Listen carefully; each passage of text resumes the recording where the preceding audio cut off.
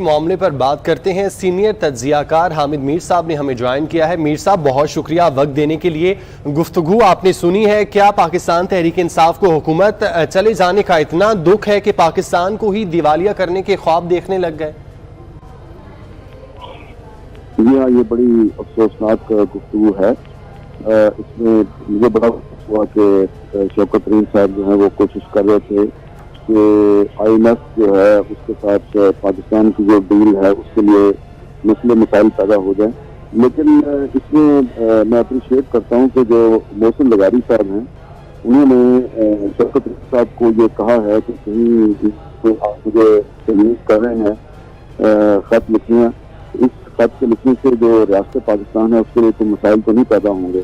لیکن اس کے باوجود شوکت ترین صاحب نے کہ وہ بھی میرے سے بہرحال میں سمجھتا ہوں کہ اس سارے معاملے کی ایک انکوائری ہونی چاہیے. اچھا میر صاحب، آپ کیا سمجھتے ہیں، کیا پاکستان تحریک انصاف اپنے کیسز کو ختم کرانے کے لیے اب اس طرح سے ڈیل کرانا چاہتی ہے؟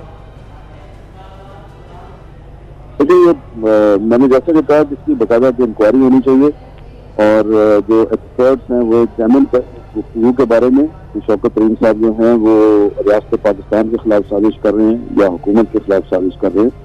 اور اگر یہ ریاست پاکستان کے خلاف سازش ہے تو اس پہ جو قانونی چارہ جو ہے وہ بھی ان کے خلاف ہونی چاہیے. ٹھیک ہے حامد میر صاحب، جیسے کہ یہ بات بھی کہی گئی شوکت ترین کی جانب سے کہ اگر کوئی سوال کرے آئی ایم ایف کہ پیسے کہاں لگے تو ساتھ انہوں نے سیلاب کا بھی ذکر کیا کہ کہہ دیجیے گا کہ سیلاب کی وجہ سے جو پیسے ہیں وہاں پر بہت زیادہ لگ گئے.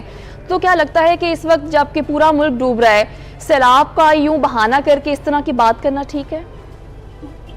نہیں، یہ بالکل بھی ٹھیک نہیں.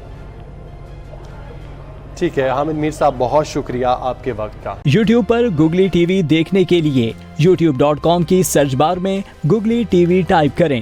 گوگلی ٹی وی کے پیج پر سرخ رنگ کے سبسکرپشن والے بٹن پر کلک کرنا نہ بھولیے. یوٹیوب پر اپلوڈ ہونے والی ویڈیو سے باخبر رہنے کے لیے بیل آئیکن پر کلک کیجیے. آپ کو ہر نئی آنے والی ویڈیو کے بارے میں نوٹیفیکیشن موصول ہو جائے گا.